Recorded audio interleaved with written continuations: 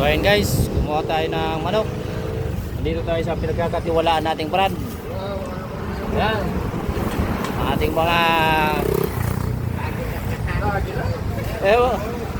boss. Yan. Shout out the boss. Yan ang mga kaibigan natin sa Magnolia. Ang pinagkakatiwalaan nating brand, Magnolia Chicken. So yan. Yan. Kumuha tayo ng isang bag sa bayan ng San Fernando.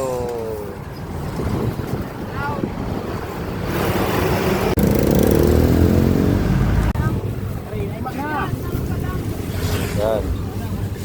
Parang inano na pinakya. Tayo sa bayan ng San Fernando. San Fernando, Camarines Sur.